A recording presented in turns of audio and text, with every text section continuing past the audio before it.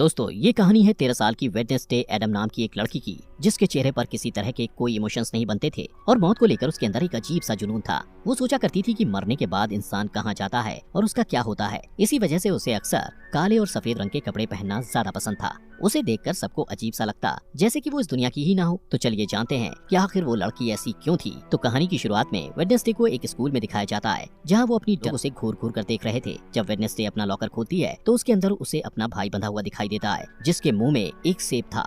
Wednesday उसकी रस्सियों को खोलती है कि अचानक उसे एक विजन आता है, जिसमें वो देखती है कि कुछ लोग उसके भाई को टॉर्चर कर रहे हैं। यहाँ हमें पता चलता है कि वेडनेसडे कोई आम बच्ची नहीं है और वो किसी को भी छूकर उसका अतीत और भविष्य देख सकती है। जब वेडनेसडे को पता चलता है कि स्विमिंग टीम के लड़कों ने उसके भाई को टॉर्चर किया था, तो वो 2 बैग में पिराना फिशेस को, जो बहुत ज्यादा खूंखार मांसाहारी मछलियाँ होती हैं, उनको भरकर स्विमिंग पूल के पास जाकर उन खून की प्यासी मछलियों को स्विमिंग पूल में छोड़ देती है, जिससे सारे लड़के अपनी जान बचाने के लिए पूल से बाहर निकलने की कोशिश करते हैं। तब वेडनेसडे उनसे कहती है कि उसके अलावा कोई भी उसके भाई को परेशान नहीं कर सकता। इसके बाद सीन शिफ्ट होता है और वेडनेसडे के माता पिता मोर्टिजिया और गोम्स को दिखाया जाता है। वो दोनों वेडनेसडे की हरकतों से परेशान हो चुके थे, इसलिए वो उसे नेवरमोर एकेडमी भेजने का फैसला करते हैं। इस एकेडमी में वो बच्चे रहते हैं जिनके पास कुछ खास ताकतें होती हैं और यहाँ उन्हें अपनी ताकत पर काबू पाना सिखाया जाता है। मोर्टिजिया और गोम्स भी इसी एकेडमी के स्टूडेंट्स थे, जिससे पता चलता है कि उनके पास भी सुपर पावर्स हैं। सीन शिफ्ट होता है और एक लड़के एम्बार्क्स को दिखाया जाता है, जो एक हाइकर था। वो नेवरमोर एकेडमी के पास वाले जंगल में अकेला चला जाता है। वो जंगल में एक जगह रुककर आराम कर रहा होता है कि अचानक एक अनजान क्रिएचर उसकी जख्मी बॉडी मिलती है और वो आसपास की जांच करता है। यहाँ पता चलता है कि ये पहला हादसा नहीं था, बल्कि इससे पहले भी ऐसे कई हादसे यहाँ हो चुके हैं। दूसरी तरफ वेडनेसडे एकेडमी में जाती है और वहाँ की प्रिंसिपल लैरिसा वीम से मिलती है, जो उस एकेडमी को चलाती हैं। लैरिसा उसे रूममेट्स एनेट से मिलवाती है। एनेट एक वेयरवुल्फ थी और हर मामले में वेडनेसडे से पूरी तरह अलग थी। एनेट को रंग बहुत पसंद थे और उसने अपने साइड के कमरे को अलग अलग रंगों से सजा रखा था, जबकि वेडनेसडे को काली और डार्क रंग की चीजें पसंद थी। बाद में एनेट वेडनेसडे को एकेडमी में घुमाती है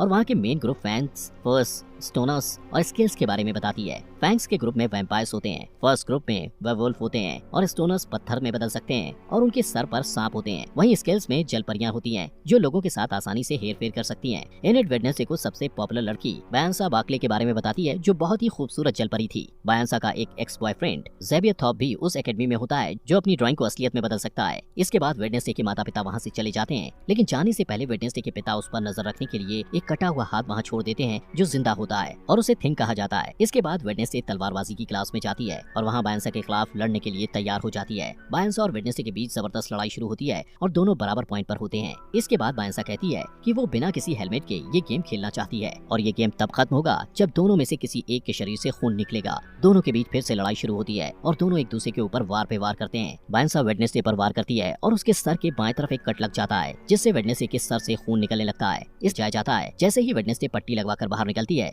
ऊपर से बर्ड के आकार का एक बड़ा पत्थर उसके ऊपर गिरने वाला होता है, लेकिन उसी वक्त ज़ेवियर उसे धक्का देकर बचा लेता है। कुछ देर बाद वेडनेसडे अपने कमरे में वापस आती है तो उसे महसूस होता है कि कमरे में कोई है और उस पर नजर रख रहा है। वो कमरे को चेक करती है और बेडशीट के नीचे उसे थिंग मिल जाता है। वेडनेसडे समझ जाती है कि ये उसके माता पिता का काम है, इसलिए वो थिंग से कहती है कि उसे उसका साथ देना होगा, वरना वो उसे ड्रॉर में बंद कर देगी। थिंग डर जाता है और उससे वादा करता है कि वो वेडनेसडे के साथ गद्दारी नहीं करेगा। वेडनेसडे ने जो पिराना वाला प्रैंक किया था, उस वजह से उसे दिमागी डॉक्टर के पास ले जाया जाता है। लैरिसा उसे नेवरमोर एकेडमी के पास ही एक छोटे से शहर जेरिको में जांच के लिए लेकर जाती है। वेडनेसडे अपनी थेरेपिस्ट से मिलती है, लेकिन उसे किसी के बारे में कुछ भी नहीं बताती। उसके दिमाग में एक प्लान आता है और वो बाथरूम से जाने के बहाने खिड़की से निकलकर भाग जाती है। इस बीच वो एक आदमी से टकरा जाती है और उसे एक विजन आता है, जहाँ वो देखती है उस आदमी की कार एक्सीडेंट में मौत होने वाली है। वेडनेसडे डर जाती है और रिलैक्स होने के लिए एक कॉफी शॉप में पहुंच जाती है। वहाँ उसकी मुलाकात पुलिस के बेटे टायलर से होती है, जो वहाँ कॉफी बेचने का काम करता है। टायलर अपनी एस्प्रेसो मशीन को ठीक करने की कोशिश कर रहा होता है, लेकिन उसे कुछ समझ नहीं आता, क्योंकि मशीन में जो इंस्ट्रक्शंस लिखे हुए थे वो इटालियन भाषा में थे। वेडनेसडे को इटालियन पढ़ना आता था,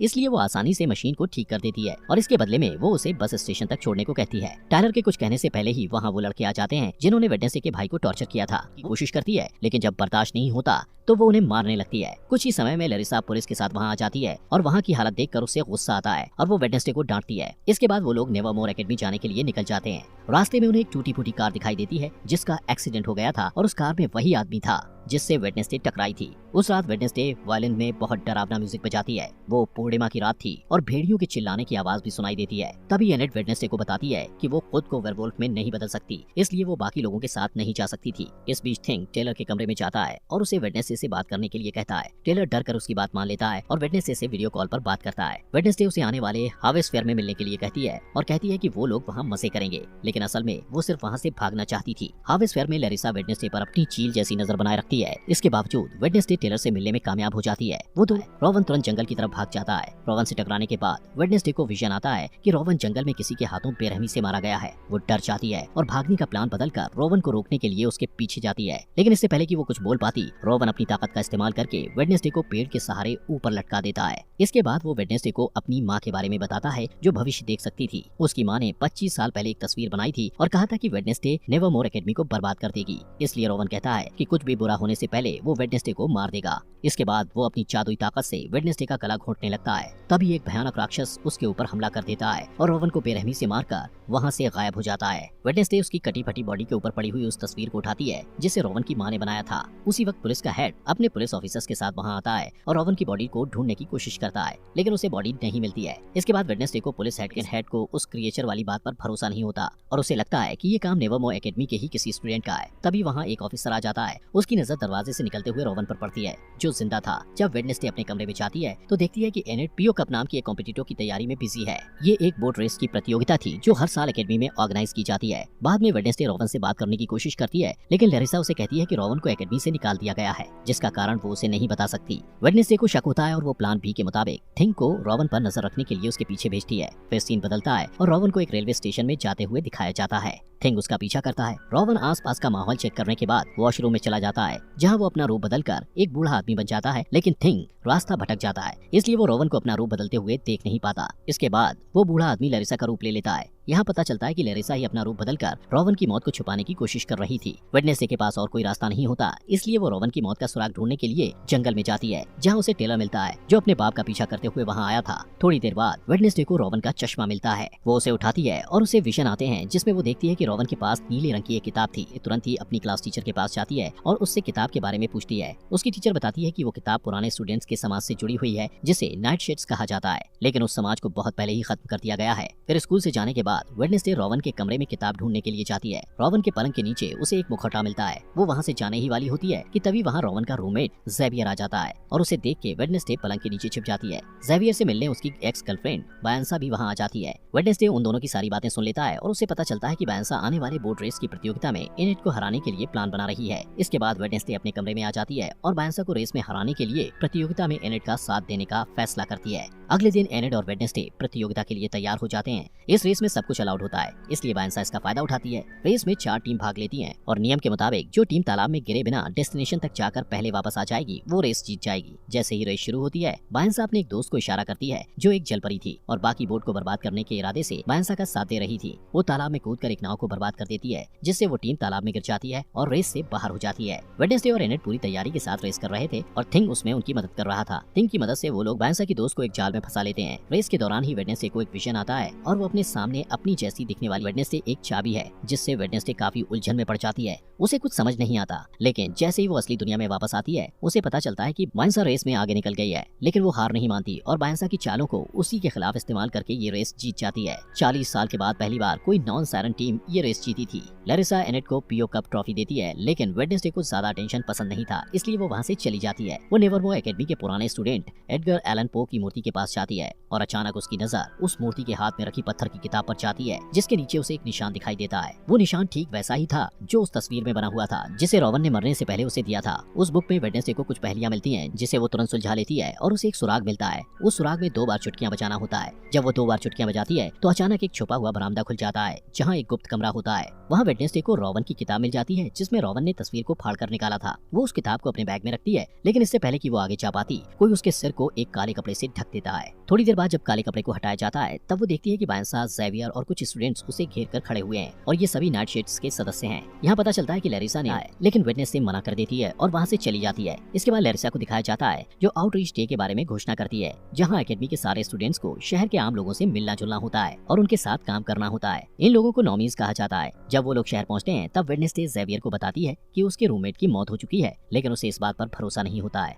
और वो कहता है कि रोवन की मौत नहीं हो सकती, उसे बस एकेडमी से निकाल दिया गया है। इसके बाद वेडनेसडे उसे वो तस्वीर दिखाती है जो रोवन की मां ने बनाई थी। जेवियर उस तस्वीर को करीब से देखता है और कहता है कि इस तस्वीर में जो आदमी है उसने जेरिको शहर को बसाया था और उसका नाम जोसेफ क्रैकस्टोन है। थोड़ी देर बाद वेडनेसडे पिलग्रिम वर्ल्ड में जाने का फैसला करती है, जहाँ जेरिको के इतिहास के बारे में पता चलता है। वहाँ वेडनेसडे यूगिन नाम के लड़के से मिलती है जो मधुमक्खी पालने वाले क्लब में उससे पहले मिल चुका था और दोनों की दोस्ती भी हो गई थी। वो दोनों बातें करने लगते हैं और आसपास की चीजों को देखते हैं। इसके बाद सारे स्टूडेंट्स वहाँ की केयरटेकर अर्लिन से मिलते हैं जो उन्हें पिलग्रिम वर्ल्ड घुमाते हुए जोसेफ क्रैकस्टोन की कलाकृतियों के बारे में बताती है। वेडनेसडे को ये सारी बातें इंटरेस्टिंग लगती हैं और वो अर्लिन से उसके बारे में और जानना चाहती है। अर्लिन बताती है कि उनके पास जोसेफ क्रैकस्टोन के खेतों में इस्तेमाल किए जाने वाले औजार, खाने पीने के बर्तन और फैमिली रूम्स भी हैं। वेडनेसडे कहती है वो यहाँ को वहाँ काम नहीं कर सकती है और कहती है वो सब ये ओल्ड वजरी में काम करेंगे और घूमने आए हुए लोगों को केक बांटेंगे। बाद में वेडनेसडे और यूगिन क्रैकस्टोन के फैमिली रूम में घुस जाते हैं। वहाँ वेडनेसडे को एक तस्वीर मिलती है जिसमें वो लड़की भी होती है जिसे वेडनेसडे ने अपने विजन में देखा था। थोड़ी देर बाद उसे वो किताब भी मिल जाती है जो उस लड़की ने पकड़ी होती है। वेडनेसडे देखती है कि उस किताब के सारे पन्ने खाली हैं, इसलिए उसे शक होता है कि ये किताब नकली है। तभी वहाँ यूगिन के साथ अर्लिन आ जाती है और उसे पकड़ लेती है। वेडनेसडे उससे असली किताब के बारे में पूछती है, तब अर्लिन झिझकते हुए बताती है कि 1 महीने पहले वो किताब चोरी हो गई थी।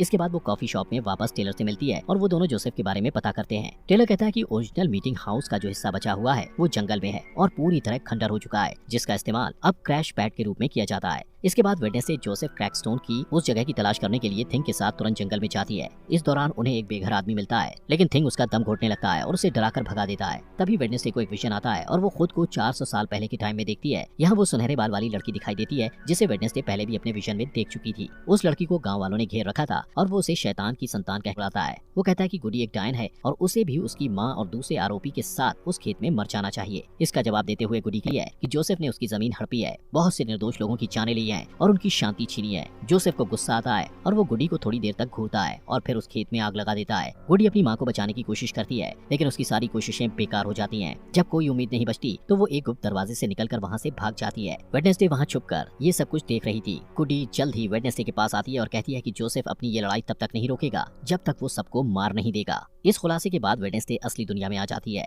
वो थिंग को सब कुछ बताती है जो उसने अभी अभी देखा था। उनकी बात खत्म भी नहीं होती कि अचानक उन्हें वही भयानक राक्षस नजर आता है जिसने रोवन को मारा था। उसी वक्त बारिश होने लगती है। वेडनेसडे बारिश में भीगते हुए उसके पीछे भागती है, लेकिन वो बहुत आगे निकल जाता है। वेडनेसडे उसके पैरों के निशान का पीछा करती है, लेकिन अचानक वो निशान इंसान के पैर के निशान में बदल जाते हैं, जिससे पता चलता है कि वो राक्षस कोई इंसान ही है। तभी वेडनेसडे जेवियर से टकरा जाती है और उसे सब कुछ बताती है जो उसने देखा था। अगले दिन शहर में जोसेफ क्रैकस्टोन की नई मूर्ति के उद्घाटन के लिए सब लोगों को इकट्ठा किया जाता है। वेडनेसडे जेरिको के मार्चिंग बैंड के साथ डोंट स्टॉप का म्यूजिक प्ले करती है और शहर के मेयर और प्रिंसिपल लैरिसा मूर्ति का उद्घाटन करते हैं। लेकिन तभी थिंग वेडनेसडे के ऑर्डर के मुताबिक मूर्ति को ब्लास्ट कर देता है और सब लोग डरकर भाग जाते हैं। वेडनेसडे की आंखों में बदले की चमक दिखाई देती है और वो अब भी वायलिन बजा रही होती है। इसके बाद लैरिसा वेडनेसडे पर चिल्लाती है क्योंकि उसे लगता है कि ये सब वेडनेसडे ने किया है, लेकिन वेडनेसडे कहती है कि उसने ऐसा कुछ नहीं किया है। वेडनेसडे लैरिसा पर इल्जाम लगाते हुए कहती है कि वो जंगल में होने वाले खूनी हादसे का सच जानते हुए भी अनजान बनने की कोशिश कर रही थी। उस रात वेडनेसडे को मिलने वाला बेघर आदमी जंगल में दिखाई देता है। तभी वो राक्षस उस पर हमला कर देता है। उस बूढ़े आदमी के पास एक कैमरा था जिसमें वहाँ की तस्वीरें कैद हो जाती हैं। कुछ समय बाद पुलिस हेड और उसकी टीम जंगल से उस खंडर तक पहुँच जाते हैं और उन्हें उस बेघर बूढ़े आदमी की बॉडी मिलती है।